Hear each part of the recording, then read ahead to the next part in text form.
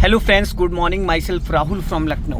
Welcome to my YouTube channel. मेरे साथ मेरी स्टूडेंट है। Hello brother, good morning. Good morning. कौन सा डे आज आपका लर्न करने का?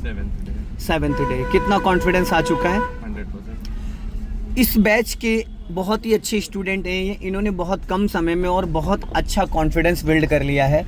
डे 1 से इन्होंने ऐसी कार चलाई है कि मुझे कुछ भी कंट्रोल करने की ज़रूरत नहीं पड़ती है।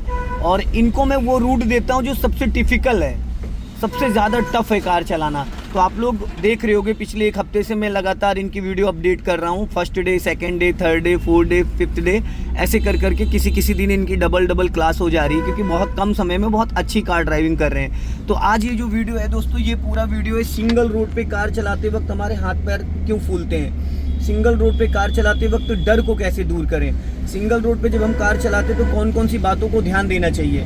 99% जो न्यू विगनर होते हैं वो सामने वाले को बचाने लगते हैं और लेफ्ट वाले को भिड़ाने लगते हैं। तो हमें क्या करना, लेफ्ट वाले को बचाना है या सामने वाले को बचाना है? तो आज मैं आपको बताऊंगा कि सामने वाले से आपको डरने की ज़रूरत नहीं है। पूरा वीडियो देखिएगा, बहुत कुछ सीखने को मिलेगा, क्योंकि ये रूट जो है ये करीब 5 से 10 किलोमीटर का जो एरिया है ये पूरा सिंगल रोड है और बहुत ही कंजेस्टेड है, क्योंकि यहाँ पे थोड़ा सा वर्क भी चल रहा है। तो देखिए, अभी हम लोग गए थे नवादा तक बजरंग चौराहे से, जो कि 1 किलोमीटर और आगे है, और वहाँ से मैं वापस इनको लेके आ रहा हूँ। आप ये रास्ता देख सकते हैं, ये आपका खुर्रम नगर चौराहे वाला रास्ता है, सूगम और जरारा के लिए जो रास्ता जाता है। अभी इस रास्ते पर अगर आप देखेंगे तो ये देखिए राइट साइड में बन रहा है नाला, ठीक है। तो आधा रोड तो पूरा मलबे से घिरा हुआ है, ठीक है। और बस आपको मिल रहा है 10 फीट का रूट, मैक्सिमम 3 मीटर का लगभग रोड मिल रहा है, और उसमें भी लेफ्ट और राइट में गाड़ियाँ खड़ी हुई हैं। तो ऐसे में दोस्तों हमें किन किन बातों का ध्यान देना चाहिए? सावधानी हटी दुर्घटना घटी। अब देखो ब्रदर आकाश भाई, सामने से ऑटो आ रहा है, इस ऑटो से आपको डरने की ज़रूरत नहीं है, क्योंकि सामने वाला जो भी व्हीकल आ रहा है, बाइक, स्कूटी, कार, वो आपको 50% वो आपको नोटिस कर रहा होता है। तो आपको उससे डरने की ज़रूरत नहीं है। आपको हर कंडीशन में किसको बचाना है? अपने लेफ्ट वाले को। और लेफ्ट वाले को बचाने के लिए दोस्तों सबसे पहले तो हमें इस फ्लैग रॉड को चेक करना होता है हर 2-2 सेकंड में। जो ये फ्लैग रॉड लगा है दोस्तों, ये आपका टायर है, जो लेफ्ट वाला टायर है जस्ट फ्लैग रॉड के नीचे है। तो इससे आपको ये पता चलता है कि आपका टायर रोड के किस हिस्से पे चल रहा है। सेकेंड पॉइंट जो आता है लेफ्ट साइड के जजमेंट का, वो आता है पिलर ए। इससे आपकी गाड़ी की बॉडी से ये पता चलता है कि हम लेफ्ट में जिसको भी ओवरटेक कर रहे हैं तो कितना दूरी बना के चलें। लेकिन जो सबसे इम्पॉर्टेंट है वो है लेफ्ट वाला साइड मिरर, जो कि इसमें आपको बारीक से बारीक दिखेगा, समझ में आएगा कि मेरे लेफ्ट में कितना स्पेस है। और आपको देखना इसको कैसे है, आपको अपनी कार के बैक साइड वाले एरिया को चेक करना है। लेफ्ट वाले साइड मिरर में आपको बैक साइड डोर का हैंडल चमकना चाहिए, जैसे कि अभी चमक रहा है।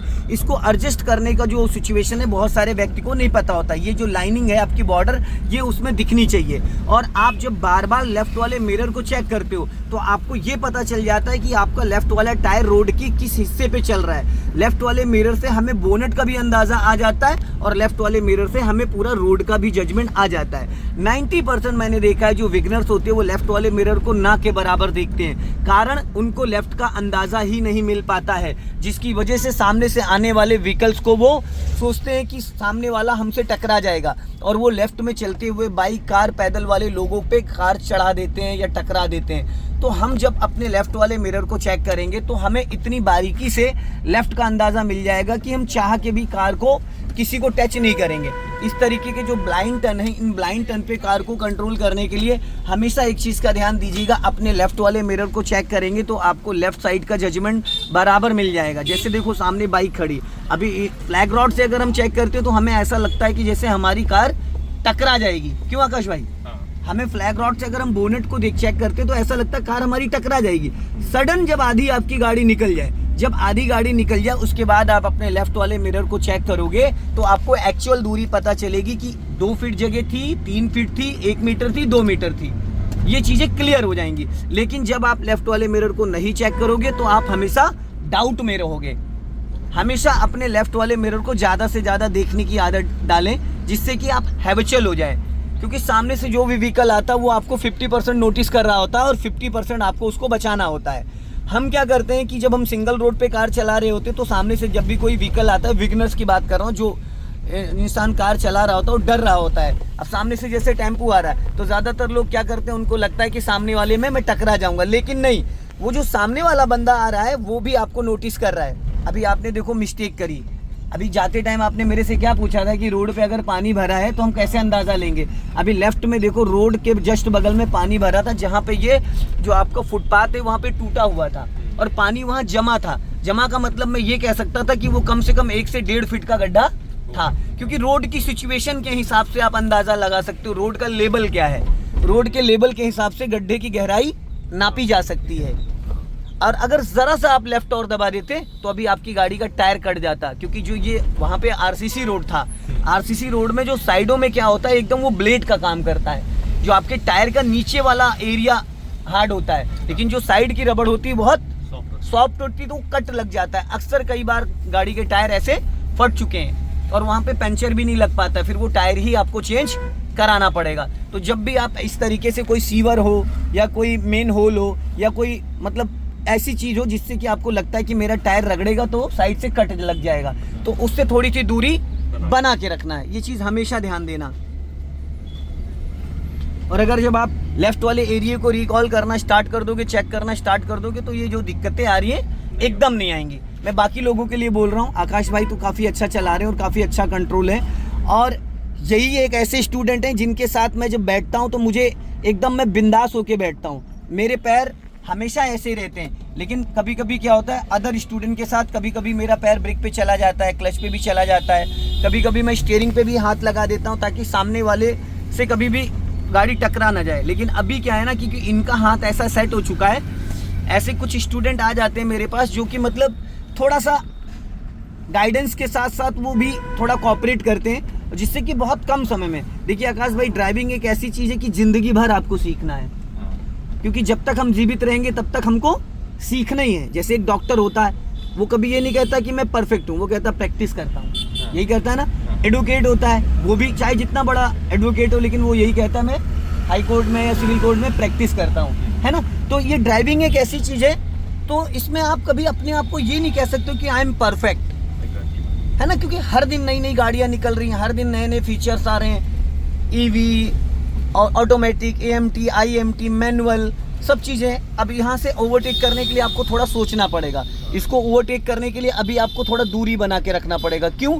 क्योंकि ये ट्रैक्टर ट्रॉली वाला है, लोडेड भी है। अब हॉर्न देते हुए खींच लो, फटाफट हॉर्न दे के फटाफट निकालो।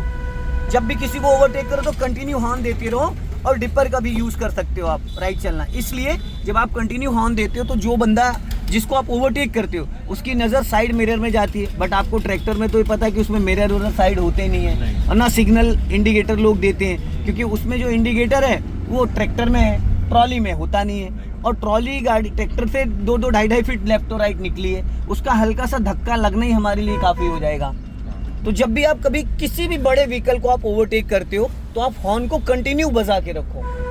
हालांकि हॉर्न गाली होती है, लोग इससे इरिटेट होने लगते हैं, लेकिन हॉर्न एक्सीडेंट होने से बेटर ये है। कभी कभी क्या होता है, जब हम किसी को ओवरटेक कर रहे होते हैं तो वो बंदा भी लेफ्ट या राइट दबा देता है, तो जब आप हॉर्न कंटिन्यू दोगे तो वो फिर चाह के भी गाड़ी अपनी दाएं बाएं नहीं करेगा।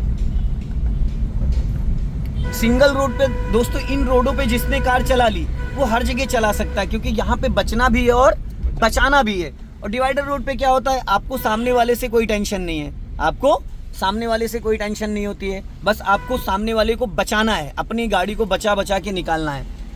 अब देखो, इसने अचानक रोक दिया, इसने कोई एक्टिविटी करी, जहाँ पे हल्का सा भी, जहाँ पे ये होता है जैसे कि एक सिग्नल होता है कि अगर आप लेफ्ट में कार को रोकना चाह रहे हो, लेफ्ट लेके जा रहे हो, ऑटो हो, कुछ भी हो, आप सिग्नल दो पहले, ताकि पीछे आपके जो चल रहा हो वो भी अलर्ट हो सके, वो भी अपनी गाड़ी को कंट्रोल कर सके। अब जैसे ये ऑटो है, इस ऑटो को हम फॉलो कर रहे हैं, है ना, इस ऑटो को हम फॉलो कर रहे हैं, ऑटो वाला अगले को फॉलो करेगा, तो हम इसकी बैक लाइट देखो, जैसे उसने ब्रेक लगाया, जैसे ब्रेक लगाया उसकी बैक लाइट ऑन हुई, तो इससे हमें ये पता चलता है कि अगला बंदा ब्रेक इस्तेमाल कर रहा है, तो हम भी अपनी गाड़ी में ब्रेक का यूज़ करना, क्योंकि सडन अगर ब्रेक लगाओगे तो इंजन बुझ जाएगा, और अचानक अगर आप ब्रेक लगाओगे तो गाड़ी आपकी टकरा सकती। पीछे वाला हो सकता है आप जितना स्मार्ट ना हो, पीछे वाला हो सकता है आप जितना स्मार्ट ना हो या इतना उसको एक्सपीरियंस ना हो, तो शायद ला के वो आपकी गाड़ी में भिड़ा दे।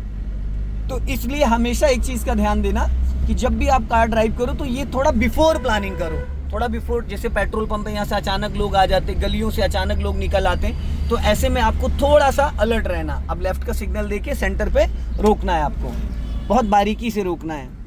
गाड़ी में जर्क नहीं आना चाहिए। क्लच अभी आप 100% दबा लो और बहुत लाइटली पानी को दोनों टायरों के बीच में करो।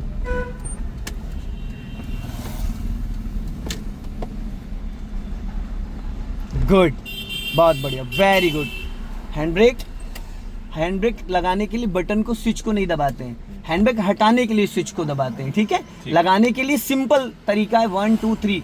नई गाड़ी है तो 3 कांटे ऊपर कट कट बोलने चाहिए, और पुरानी है तो 5, ठीक है। किसी बहुत ऊंची चढ़ाई पे, जैसे पहाड़ी एरिया में आप कहीं कार पार्किंग कर रहे हो, तो आप टायरों के नीचे ओट भी लगा दोगे, पत्थर रख के, ताकि गाड़ी आगे पीछे ना खिसके। अब मुस्कुराइए, आप लखनऊ में हैं तो कल परसों 2 दिन आप नहीं आएंगे, ठीक है। चलिए मुस्कुराइए।